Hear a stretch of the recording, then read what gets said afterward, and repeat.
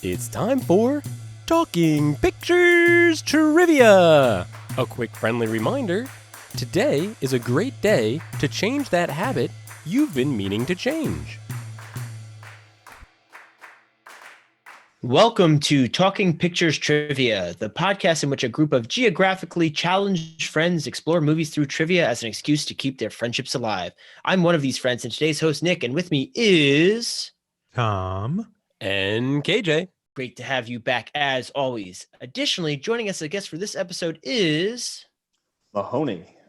Thanks for joining us, Mahoney. Mahoney and I are friends from college. You may remember him from our Back to the Future Part 3 episode, in which he provided great insights on how that movie is woefully underrated. Great news! Mahoney conveniently continues to like movies. For those joining us for the first time, we start off each episode with a movie quiz, as these pivotal questions will determine who earns today's trivia crown. Then, once the fierce competition is over, we followed up our famous movie rant where anything goes. KJ, tell us about today's movie. Today we are going back to 2001 to an early post-9/11 world. The Vatican broadcasts its official public approval of Pokemon. Stanley Kubrick has asked journalists to refer to 2001 A Space Odyssey as 2001 instead of 2001, hoping it'll influence the pronunciation of this year. While Stanley Kubrick is trying to change the lexicon, Jay Chandrasekhar brings his second movie, Super Troopers, to Sundance. Jay Chandrasekhar is also known for the Dukes of Hazzard's, Beer Fest, and of course, Super Troopers 2. Super Troopers shared the Sundance Festival with other films such as Todd Field's In the Bedroom, Richard Kelly's Donnie Darko, and Christopher Nolan's Memento. Nick, tell us about Super Troopers. Before I go into that, the reason we selected this movie this week was we've been doing some pretty serious movies so far in season 2, and I thought it'd be fun to bring something a little bit more lighthearted. So what I decided to do is throw about a dozen comedies Mahoney's way and see which one he would prefer to talk about. And the guest choice for this week was none other than Super Troopers. In this movie, we're introduced to a crew of Vermont state troopers who do the absolute minimum to stay gainfully employed, focusing more on their hijinks than their oath to protect and serve. This remains true even as an imminent closure threatens the station due to a tight fiscal situation. Vermont's best gets wrapped up in exposing a drug smuggling ring, only to find out that their rivals, the local Spurbury Police Department, are in cahoots with the criminals. Somehow they thwart the wrongdoers, but still don't live happily ever after. Or do they? Tom, if you only had one word to describe Super Troopers, what would it be? Soft-boiled. KJ, what word would you have? Irreverent. Mahoney? I chose ridiculous. And my word would be quotable. It's time for question 1. What was the previous record for the cat game? Locked in. Locked in? And this is the previous record, not the record set. Correct. Locked in. Tom.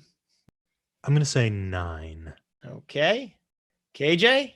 So, Tom, I was thinking 9 because in the movie he gets 10 or 11. I don't really remember. But for some reason, I'm going to go with 7. The number 7 stuck in my head. 7 was the previous Meow record. Okay. Meow. Mahoney, what do you think? I choose 6.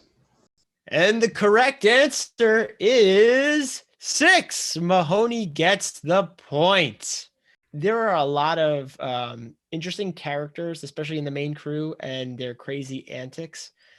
I wanted to take this moment for us to either gush or hate on different routines they did. So feel free, any of the main characters, anything that jumped out at you, positive or negative.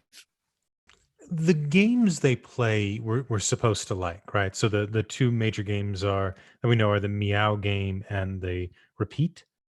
And these games seem to be on sort of Rolodex. They could just say the name of them and it inspires a particular action. And it seems to be like they're able to do that and do that well. And that's why they're in the in-group, why they're the group we like.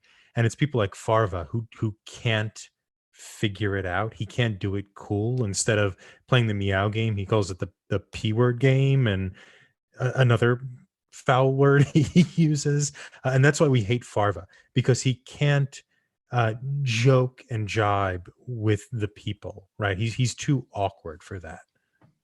You know what, though? I would say I love to hate Farfa, though. He's actually, when it comes to some of the quotes, some of my favorite quotes and some of my favorite moments of the movie are this unlikable cop. Yeah, but he's still on the outside. There's an Definitely. in-group, and he's not part of it. Yeah, but I think you kind of need him. I mean, you establish this ridiculousness, and I mean, you think about if you got pulled over, if you were in Jim Gaffigan's shoes, and can I see your license and registration? Meow. What would you do? I mean, it would probably take you 30 to 40 seconds to figure out what was going on, which I think is what makes these games absolutely ridiculous, is they couldn't possibly happen, or you would think they couldn't possibly happen. But then you lend somebody like Farva to these games. And my favorite part of the whole bit where he runs up and yells at the people in the car, those are actually his parents. And they didn't know what he was going to yell at them before he yelled at them, which makes it that much funnier, I think, to me.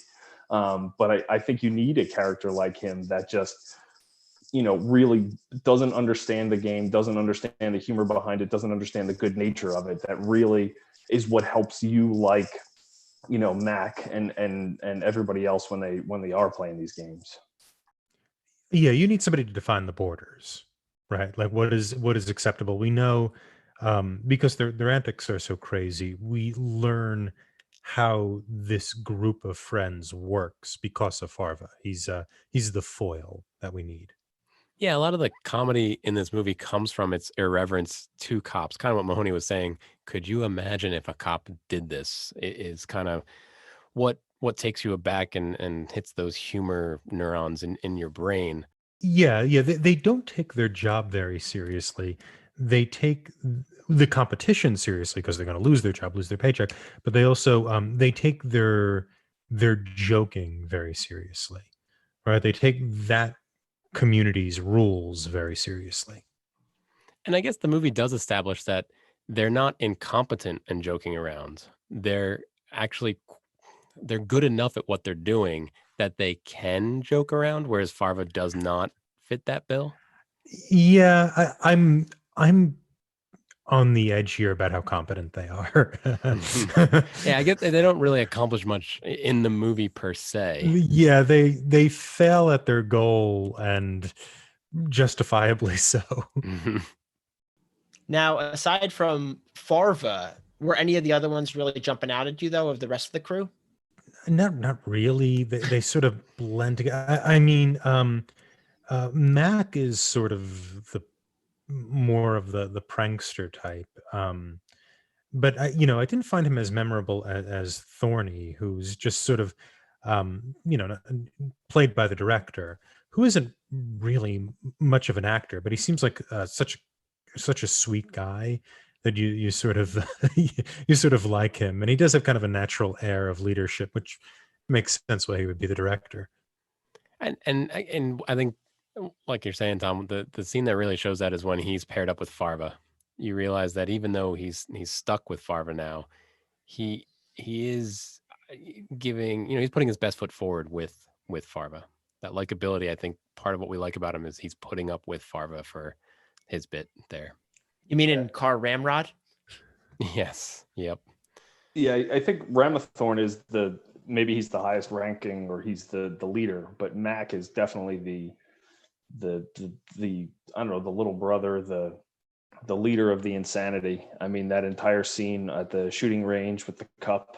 I mean, you could tell he was the ringmaster, which that scene is my favorite quote out of the movie, which I won't repeat on your podcast. But clearly establishes, Ramathorn maybe the leader in rank, but Mac is clearly the leader of their hearts. And we're introduced to him as the prankster even right from the beginning, because he's the one who went driving by real fast, and that whole series of events that happened after that, when they had the 3 college kids in their patrol car. So even from the get-go, they set the tone up for him to be in that role. Yeah, and then Rabbit tries to imitate him later. Unsuccessfully, though. Farva comes cracks down on him. Yeah, he Mac doesn't have another plot going on. Right? Farva has to prove himself. Thorny has this thing with his girlfriend and their sexual escapades. And Foster is the kind of the main romantic lead, oddly enough, because he's such a dud of a guy, right? He's just this like he's in every way unimpressive. It's odd that they chose him for the romantic lead. But Mac, because he's sort of Peter Pan-esque in the fact that he has no responsibilities, is able to kind of clown better or more pronounced than anyone else. It's time for question 2. The following question should be answered from Vermont State Trooper Farva's perspective. Hey, Farva, what's the name of that restaurant you like with all the goofy stuff on the walls and the mozzarella sticks? Locked in. Locked in. Locked in? Tom. I have no idea. Burger stuff? I have no idea. Okay. KJ. Shenanigans. Mahoney. Shenanigans? You guys talking about shenanigans? The points are going to go to KJ and Mahoney. He pokes his head out and says, "You mean shenanigans?" This is the scene where the Captain O'Hagan says he will pistol whip the next person who says shenanigans. So the reason I brought this one up is I wanted to talk about their comedic style. And I feel this movie is very quote driven more than many others, at least in my opinion. When I rewatched it, all I can think about is all the quotes I know in my head. And I haven't seen this movie since college. So are there any quotes that jump out at you, or do you think that was a successful style to just have these like quote driven type dialogues? Well, I think that's kind of what makes this movie more of a cult hit than it was an original cinematic success. Like, it didn't review well, it didn't do well in theaters, but once people caught on DVD, I mean, next thing you know, you got people playing the Meow game. You got, I Want a Large Farva. You got Shenanigans. You got a bar of soap. Bite it, rabbit. I mean, some, using language that I won't use on your podcast. Snozberries taste like snoz. I mean, you could quote, 75% of the movie. It doesn't lend anything to any cinematic depth, but it certainly makes it massively entertaining.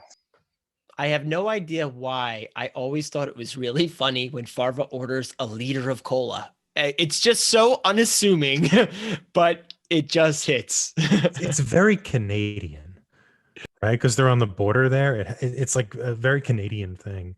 I think that the quotiness of it comes from the improv style. And Broken Lizard was an improv team in New York, weren't they? And which is where this is filmed. This film is filmed in like the Palisades region, I think. Yeah, I didn't know the location, but I know they were. Yeah, I know. I think the bar they go into in the first scene in the beginning when they chase down Mac. I've been in that bar. I think that's in Newburgh, New York. But so that's kind of what happens in a kind of improv thing where you just keep recording and recording. You end up kind of generating these quotes out of these circumstances. I don't know how much of this is written down, but that's what it feels like. Like the, and smoking the reefer, that quote, that was how I was introduced to the movie in college. People were saying that, but I think that's just their style, the Broken Lizard style. They did meet in Colgate University in 1989, which is in Hamilton, New York. Which is also known as a big party school. Colgate actually had to crack down on their party atmosphere because they were losing people because it was like a real stoner school. I was reading some backstory, even some of the parts of this movie in the beginning when the college kids get pulled over and they have to eat the mushrooms and all that. That was actually based on a true story when they were going up to Canada and they got in trouble for the marijuana, but somebody ate all the shrooms and they were in the police station. And one of the other people said that they smuggled it in because if they waited to the other guy who was tripping in the police station. So that was based on true story. They got banned from Canada for a year and like the one person got banned for like 7 years. So there's some truth to that story, Tom. I think that was quite the party school, and it looks like they were members of the Beta Theta Pi fraternity. Yeah, which is what we're watching, right? We're watching a fraternity story in one sense. I mean, you could. My reading of this is that it's a workplace comedy, but a Gen X workplace comedy. And what you're seeing is something in the tradition of Meatballs or Office Space. KJ, you said when we were talking offline that it was Stripes. Yeah, Um, possibly similar to Stripes. Yeah. Clerks is really sort of the archetype here for this kind of slacker Gen X workplace comedy. But I think also this has kind of a correspondence with Animal House as well, that it is a fraternity movie. Because something like Clerks is really, oh, this job sucks. I'm just here. I'm this, until I can leave because I need money. And there's these things that are ancillary to the job, and the job is just a sort of a location for these things to happen. But with this, if you think of the highway patrol people as a fraternity, in the way we think of Animal House as being centered in this fraternity, a lot of the pranks sort of make more sense, I think. I feel like I say this a lot on this show. This is another one of those movies I wish I didn't sit by myself and watch with my headphones on. I'm particularly imagining watching this with my roommate, who had one of those wonderful laughs that no matter what, you start laughing, right? You're watching Everybody Loves Raymond, and all of a sudden it's the funniest show ever because your roommate, he just has one of those infectious laughs. So I feel like this is a movie you got to watch with a crowd that's in a bit of a silly mood to really appreciate the humor. Yeah, that's any comedy, right? I mean, comedy just needs friends to help it along. Um, yeah, and I think that's probably. I mean, that's also the cult phenomena. The cult phenomena is an audience in time as opposed to an audience in place, right? And so the audience kind of is diachronic instead of synchronic. It just passes down the quotes over and over again. So the quotes become funny not because they're surprising anymore, but because they're recognizable to a particular group of people in a place. It had been many years since I've seen this. I know I saw it back when it first came out in the college. Heck, I'm positive Mahoney, I probably watched it in a similar setting at some point with a bunch of friends. But one thing I noticed, and again, because I have all the quotes, the whole movie is in my brain. Seeing it years later, I actually thought I was going to like it more during this watch than I did. So I don't know if it's just because I had such fond memories and had a high expectation of it going in, but I thought I previously liked it more than I did when I rewatched it for this show. But I think it may just be I knew every line, everything that was coming. So I don't know I know everyone here has seen it before. What were your opinions on this watch versus prior watches? I wasn't overly excited to revisit Super Troopers when it was brought up. But it wasn't as bad as I was expecting. It was funny, It was the antics are funny. Yeah, I don't know. But Mahoney's like, we're taking this outside. I'd say that the same as my first watch. It's just my expectations, I guess, were different. But It is hard to watch something like this without a group of people. It's also hard to watch something like the disciplining, the discipline that is required because you have to write things down and remember things for a quiz show. That affects the audience experience. I mean, this is a 3-4 beer deep film, or an edible film. It's not something that you really should be watching with care. You should be watching with a group of people who are a little toasted. And so I think my experience too, like, kind of like living alone and watching this movie, taking notes on it also takes away from the experience. Yeah, so I mean, KJ had asked me, I guess shortly after I picked the movie, if I had seen the sequel, and I just watched the sequel actually a few months ago, just kind of on a whim on Amazon. And it's kind of the same, kind of different. Like you can imagine, some of the bits are the same. There, Jim Gaffigan comes back. You get the Canadian aspect of it, as that's kind of the driving plot instead of the local Smokies. But when I was watching this the other day, and KJ mentioned to me that I wouldn't get to pick my favorite snack to watch the movie with, it completely coincidentally, I was actually at that moment watching the scene where they're chugging syrup, and I had a French toast and syrup flavored beer in my hand. And I didn't plan it out that way. Like I wasn't going to say that so I could be like, hey, this is my cool, fun snack. It just happened to be what I pulled out of the fridge. So I can't watch this movie and take notes. I didn't take notes. My wife was sitting there watching with me. She's like, what do they ask you about that? I was like, if I don't remember it at this point, like, I just don't. So I totally agree. You can't watch this movie without 2 or 3 or 4 beers, and preferably in non-pandemic times, 2 or 3 or 4 friends. Yeah, that might have been what was missing from the equation on my side here, because there was something lacking in this watch.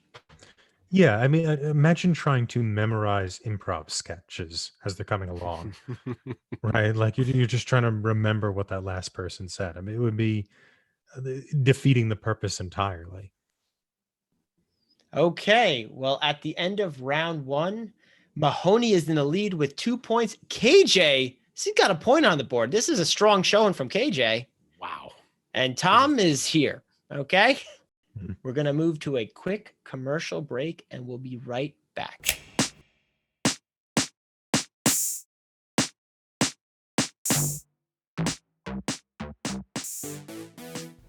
I'm here to tell you that the inventors of the Slammy Boy want to invite you to try their new product. It's a long piece of metal shaped kind of like an uppercase T that has a claw at one end and a flat face on the other. You can use Slammy Boys for all kinds of chores around the house. If you need to press a long metal fastener with one sharpened end, sometimes called a nail, into a piece of wood, Slammy Boy is the right tool for you. If you want to knock down a dilapidated wood structure, just grab the Slammy Boy and smash the flattened end into the wood that you want to get rid of. They are now equipped with a rubber grip to help you hold the thing more securely and generate more force whenever you're using your Slammy Boy. Also, let's say you need to pull some of those sharpened metal fasteners that are attached to the wood. Well, that's why those inventors made a claw that can grab the top of the metal fasteners and pull them out of the wood. The claw part works like a lever and helps you rip things away. It is tight. That's why the inventors of the Slammy Boy can't wait to share their product with everyone, from professional contractors to hobbyists, from homeowners to renters. Pick up your Slammy Boy today. Slammy Boy. It's definitely not a hammer.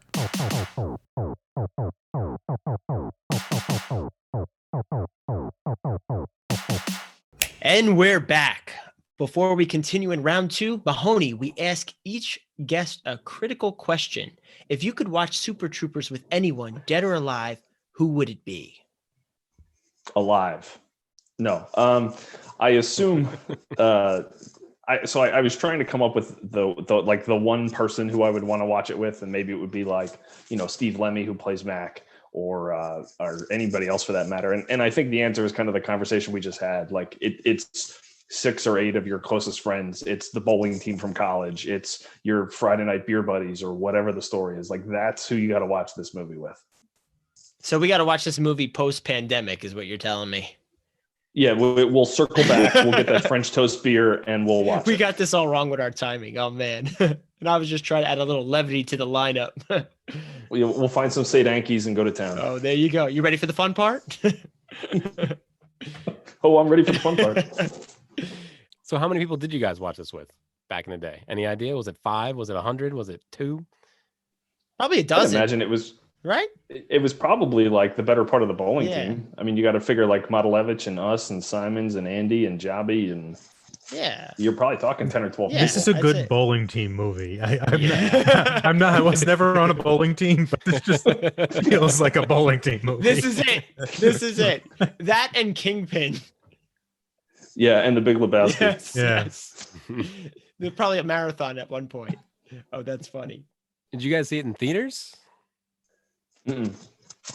I I don't think so. I don't think so either. I think we ended up with it on DVD. Isn't it weird we can't remember how we saw movies? I was talking about this with a colleague of mine. We were talking about back in the day, you'd watch Terminator 2 on TBS on a smallish TV with just 2 speakers, right? It's no theater experience. But when I remember Terminator 2, it's the special effects and everything are as bombastic as if I was in a theater. Isn't it a little strange we can't remember how we watched and the environment we were in when we were watching these movies? We rewatch so many movies, especially the movies that stay with us. The movies we remember really distinctly are probably films we always rewatch. And so any kind of memory we have is complicated by by this kind of a reflection of a past memory, which is then subsumed into the new viewing. And so, any kind of like your memory of Terminator 2 is probably a collection of memories and a collection of events. The only thing they share in common being Terminator 2.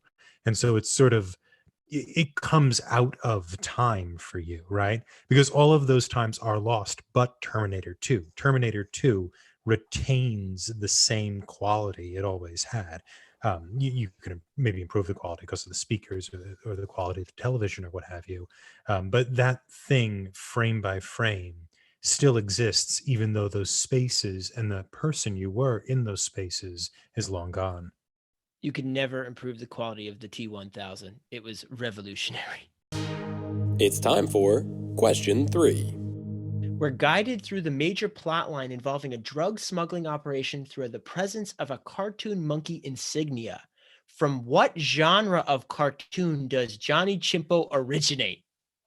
Locked in. Locked in. Locked in. Afghanimation. Afghanimation. It's Afghanistanimation. I was trying to get that. I knew the trick, but I couldn't line up the syllables. I was thinking anime. How do I get Afghan anime together? It was none other than Afghanistanimation. So I just had to squeeze this question in because it was awesome. But that made me laugh. That was the thing. I had forgotten about that. So the points go to Mahoney, but really I just wanted to use this as an excuse to actually explore the movie plot that is in this movie. Does it work? Was it a perfect backdrop for this comedic journey?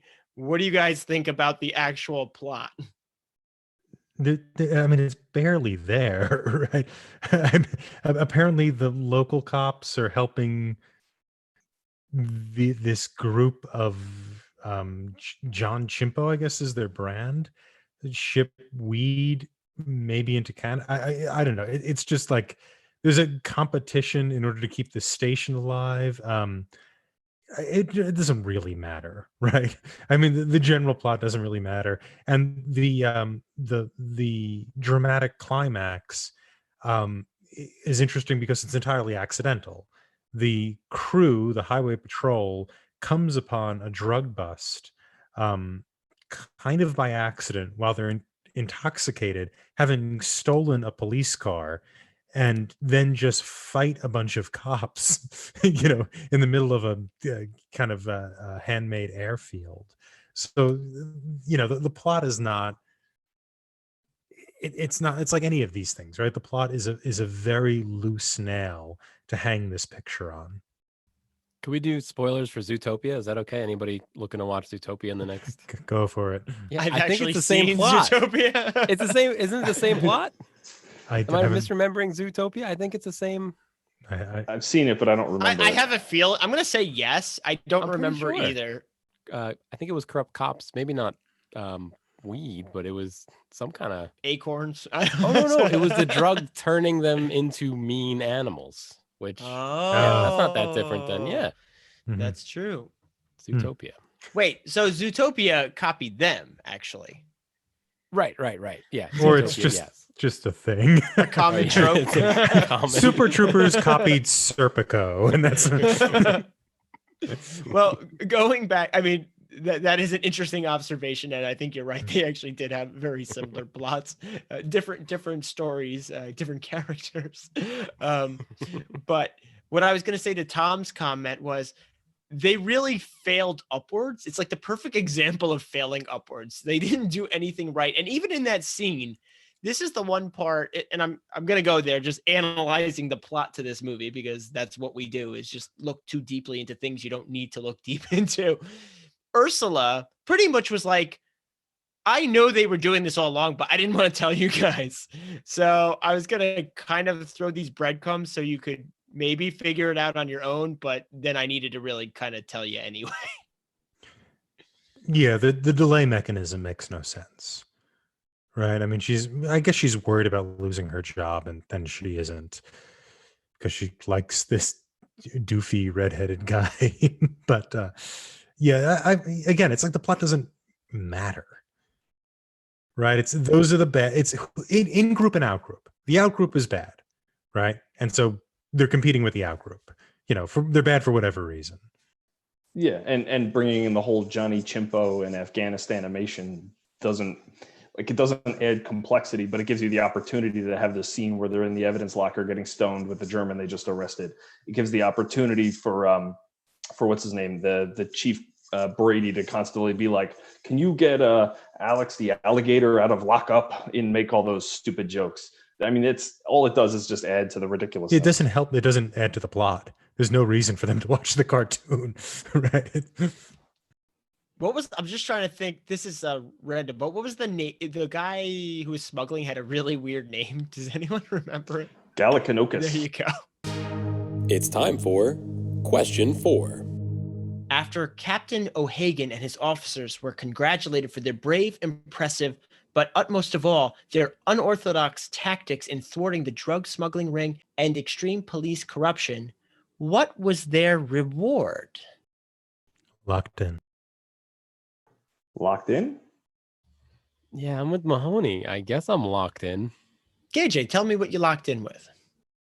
All right, so they're sitting on the deck or the porch, I don't know, and he's reading the letter, and they get to the end, they know they're shut down. I don't remember if the letter has a specific reward, but one way or another, they are now the local cops. So I'm going to go with they are now the local cops. Yeah, I was going to agree with KJ. They got a letter from the governor, and then they became the Spurbury Police Department. I was going to say they got a letter from Wonder Woman, and now they're the Spursbury Police Department. What is that? Is Spursbury a Wonder Woman joke? Is that the? No, the governor was played by Linda Carter, who was the original Wonder Woman. Okay, that'd make more. That's the joke. She did get a credit. Guest starring. The points go to everybody. It was a bit of a trick question, so 2 points to all. It does look like Mahoney will be taking down this episode. Coincidentally, he's the one who recommended this movie. I see a correlation here. So I have watched it 17 times in the last 2 days. Or was it one time with 17 beers? It's the same. It was 17 times with 17 beers each time. No, that's the way to watch it, right? Mm-hmm. So it was a bit of a trick question. In that letter, it just went back to the fact that they are in a bind when it comes to budgets, okay? So, tight fiscal challenges or something to that degree. But the reality is, in the end, because almost the whole entire local police department of Spurbury was in trouble. The only one left was Ursula. They pretty much just got new jobs there and they were able to stay. So in the end, they did have a happy ending, if you will, here. But what I actually will say, I like that little somewhat twist at the end. Usually in these movies, they hit their objective and then, okay, they're good. They're going to live happily ever after. Here they it's the smallest twist in the world. Okay. But I think it played out nicely, actually creating some resolution to this movie. Did you guys think that was a good use of the ending there, or did you think it was a cop out? I mean, it's in the spirit of the rest of the movie, right? In the beginning, we see them with literally the same people, messing around with them because these kids are doing something illegal, and so they're kind of using their authority to screw with them. And the movie ends with them screwing with them even better. But whenever they screw with people, if the people are kind of cool, they might get arrested, but they'll like have fun with them back, like with the German couple who Thorny ends up taking to bed with him. He takes to bed both of them, and with the kids too. Like, yeah, they arrest them, but then they also kind of party for what seems to be a few hours. And so it becomes a fine bracket, because this movie isn't about like getting the job done or character development or growth or anything like that. The fact that they're back where they started at the end, despite massive incompetence, is almost the point itself, right? It's stasis. It's Gen X stasis. We're not going anywhere, and we don't give a damn about it anyway. Yeah, and I think the fact that they ended up getting shut down and then becoming the Spurbury Police Department gives you that, whatever it is, 45 seconds or 2 minutes of confusion when the Thorn and Rabbit show up dressed like Saint Anki beer deliverers. So you get, the moment where the kids are torturing them where to put the keg, and you're kind of with them like, oh man, they're delivering beer now for a living because they can't be cops anymore. And then you get the rush of, oh, are you ready for a surprise? I'm ready for a surprise. And they, rip off the uniforms and the police come in, and then, you get the whole scene where the one guy clucks like a chicken and Farva throws a fire extinguisher at him. Like, if they don't get shut down, you don't really get, I guess, some of the magic of that scene. So yeah, it doesn't necessarily make the plot of the movie any better, but the plot of the movie doesn't make the movie any better either. It's all the kind of like jumping from sketch and quote to sketch and quote. After they finished that letter, there was the literal line from Mac that I didn't see that coming. And then they go fade to black, pause, reset, beer delivery. I always like that ending. I thought it was fun. Yeah, it's about it's about not going anywhere, right? It's Clerks. Clerks also does this where you kind of you Clerks ends on a kind of darker bit of humor, but you don't develop or grow, right? It's the point of these kind of slacker comedies. Slacker comedies are like, yeah, we're slackers, and sometimes it's about the slacker evolving to become a respectable part of society. But being a slacker, being able to continue that lifestyle in spite of the world kind of pushing you forward, is what these are about. When you were talking about cops that like to party with the people they're messing with, it actually made me think of Bill Hader and Seth Rogen's roles in Superbad. I'm not sure if everyone here has seen that. I actually might want to go over that movie one day. I do enjoy that comedy, coming of age comedy, but they take that to the next level where literally they're driving around with this one person and the whole night are getting into some serious trouble with that person, drinking, firearms, just all kinds of insanity. So that just made me think about that to the next level versus what we saw here in Super Yeah, Troopers. I mean, Superbad's a little more sophisticated in the sense that the cop story is the B plot, and the A plot is a true coming of age story, right? These characters have to go on and be adults at the end of it. This is about this movie is kind of an anti-adulting movie. It's about not growing up or accepting your responsibility. It's about getting away with it. Would you compare it to Shaun of the Dead at all? Does Shaun of the Dead have similar? Oh no, Shaun of the Dead's the opposite. Shaun of the Dead is at the end of Shaun of the Dead. Shaun is with his girlfriend. Shaun has shown responsibility. He's saved the day, and we could argue how well he saved the day, but he's he's kept his head on straight, and at the end he's grown up, right? Shaun of the Dead is about getting out of the bar, not becoming a zombie. That's the whole thing. The Shaun of the Dead is the nightmare version of this film. This film is about getting away with it, about screwing around your whole life. Shaun of the Dead is about you screw around your whole life and you end up like a zombie in the bar, right? It's death in life. This movie has no conception of that. It's the opposite. I mentioned it earlier, but they really do fail upward. They don't do anything they need to do, or if they do, it's not on purpose. And they still end up okay in the end, continuing the way they were acting even in the beginning. So there's really not much growth of the characters. They get away with it. It's time for Movie Rant. But my kind of reading of this is that this is a subversion of what's called a hard-boiled comedy. That's why I called this a soft-boiled in my word, a hyphen word, so it still counts as one. But the hard-boiled was it's kind of known more for detective noir and things like that. But it's a type of comedy that comes out of the 1920s.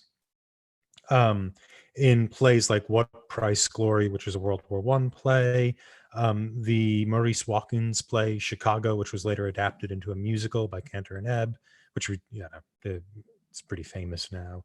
And the idea of the hard boiled, later on it would be things like Robert Altman's MASH, right? MASH from 1970, or from the 1940s, His Girl Friday, the Howard Hawks movie from the Ben Hecht play called The Front Page. And what all of those things have in common, and I think MASH is probably the best thing to highlight here, is it's about people who are working, who are tough, who are gonna have some fun, but are really, really good at their job.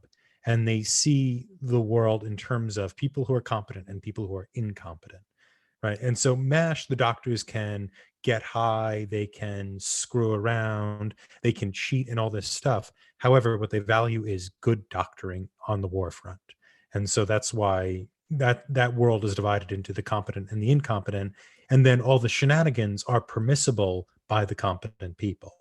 And that is true of Chicago too. Chicago, if you think of the musical, right, it's about like a really good lawyer. Like, this dude knows this job. And the people who get screwed over are people who don't get it, who don't get the system. And yet, because you get the system, you're able to do kind of crooked, maybe even definitely illegal things. I mean, a woman gets away with murder. That's the plot of Chicago. And we cheer her on because she's competent.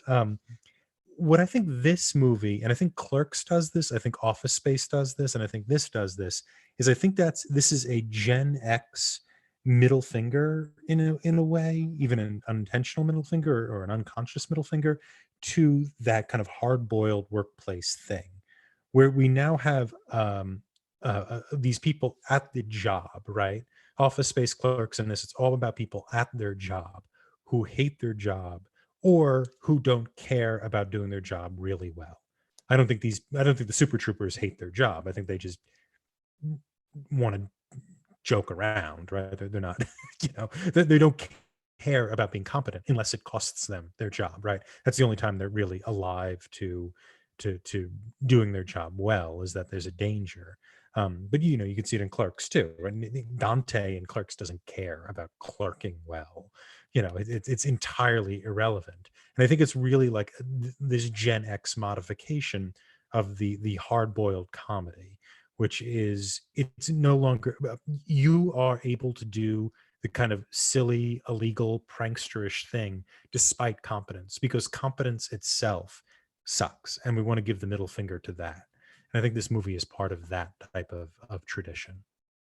Can you think of any other more recent films that fit into that soft-boiled category? Yeah, this thing I'm making up. Hey Tom, how about did you see, is it called Empire Records? The one that takes place in a I haven't seen Empire Records. It sounds right though. It's very much a slacker. Yeah, a bunch of slackers working Slackers I haven't seen Slackers, but yeah, Empire Records, a bunch of slackers essentially working in a record store, enjoying working in a record store. They don't do quite as many pranks, I don't think, but and similar thing, they kind of succeed by not doing too much, really. Yeah, I'm trying to like Clerks 2.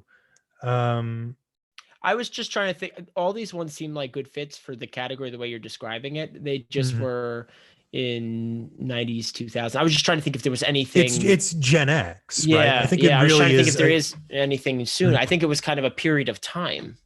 Yeah, I think it is. I think it is a specifically Gen X thing, because right, that's the kind of Gen X attitude. It's the whatever Nirvana grunge attitude.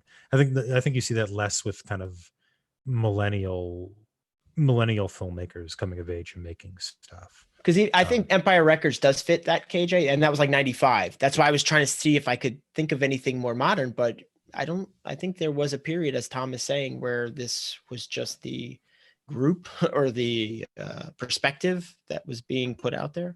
Well, if Tom's hypothesis holds water here, the Gen Z should be another lull in the population, right? You had the boomers, then Gen X is low, millennials are high.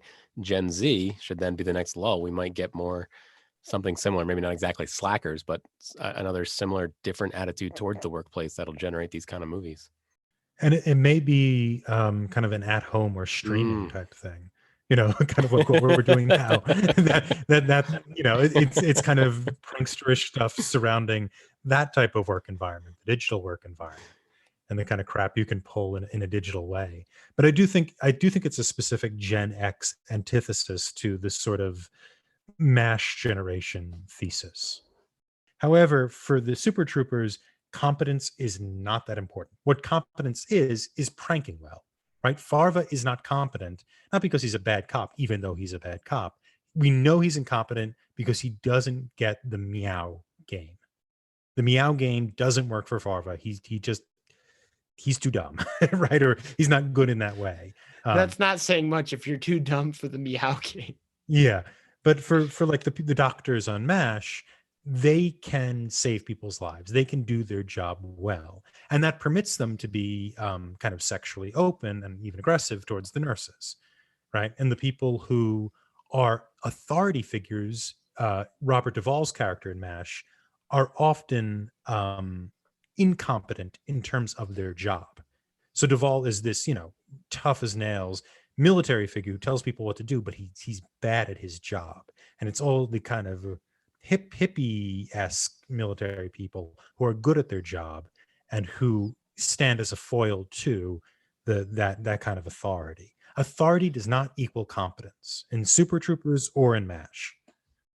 So one of the jokes that kind of stuck out to me is Farva's at the gas station and he sees a sign that you get like a free hot dog or something if you get so many gallons of gas. And so he does it, right? Is he overloaded? Does he overload it? I was so distracted by. No, he dumps it in the puts it in the garbage or garbage can. something. That's right. I was waiting for. I think you had to have a $10 purchase. It was a free hot dog with 10 gallons. gallons, and he was at like 9.2. There you go. All I could think of, a hot dog is cheaper than a gallon of gasoline. So but the joke it may have worked in 2001, but now it should be the other way around. If you get a hot dog, we'll give you a half a gallon of gasoline or something. But I was waiting for a Zoolander scene there anyway. I'm trying to think. Gas might have been a buck or something. I don't know. Yeah, in 2000. In 2001, it was under $2. Yeah, I think it might have been around $1. Yeah, it was probably around $1. It was around $1. I think the cheapest I ever saw gas as a driver was 77 cents. That just gave him a reason to see that car go by really fast. He was at the gas station. It was just a device to get you to that next scene of him chasing down Rabbit. But it is a pretty funny gimmick in terms of him just putting some, gasoline in a garbage can just for the premise of getting a hot dog. And I mean, the other food scene with Farva, the one where they delouse him at the police station, but instead they use powdered sugar. And as he's walking out, he's like licking his fingers after they, you get a little full frontal Kevin Heffernan. Well, I also like the part where he says it's powdered sugar, and then the captain or whatever the person in charge says something. He cuts him off. It's delicious. Yeah, he's trying to be tough, but he doesn't know how to be tough. What did you guys think about Brian Cox in this movie? Because he seemed to have a lot of fun. I can't imagine they paid him very much. Well, this was actually a different role because he usually does more serious roles. So this gave him a chance to flex his comedic muscles. And it also, they were saying, gave them a little bit more legitimacy to get a few other actors involved. So that actually was probably one of the things that propelled this movie a little bit further, even at Sundance, and maybe attracted some other audiences. Yeah, and Daniel von Bargen too was the Grady. Yes, Chief exactly. Grady. Exactly. Yeah, the two of them. Mm-hmm. Although whenever I see that actor, I think of the Seinfeld episode when he was George Costanza's boss and he has the mole on his back. See that picture? The mole was the same size. Yeah. Well, so Brian Cox did get to play the heavy in the movie for the most part. He was the one who actually spurred them to do work, but it was kind of fun towards the end. You saw him, I don't want to say crack, but kind of smile when they did the firing range scene where he takes the gun and he's like, in my day, the rookie used to get naked. And then he pulls out the gun and he shoots the window out of the car. And then he says, well, we also used blanks. I love that quote. I love that whole scene. Oh yeah. And then at the end when he just gets tanked and then he's, knocking Grady's mailbox over and just drunk. And So he plays the heavy through the entire movie, and then at the end he kind of gets to have a little fun. Yeah, he seemed to have been enjoying himself. And Grady's a lot of fun too. The actor who plays that. Watching the two of them kind of, they have a few, I think only one scene together, an extended scene together. And that was fun to watch these kind of two veterans. Are you referring to the scene where O'Hagan is in Grady's office?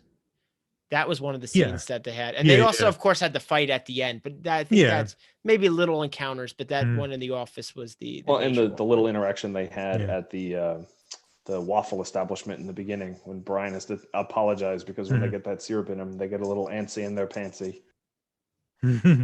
By the way, they actually did chug syrup. They tried to do it with like iced tea or something, but it didn't give that authentic look. So they definitely had a sugar high and maybe a sugar coma after that scene. But that actually was not a prop. That is legit.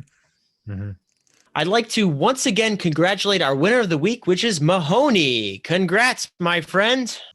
I think. Yay. That didn't seem very genuine, guys. Come on. The crowd goes wild.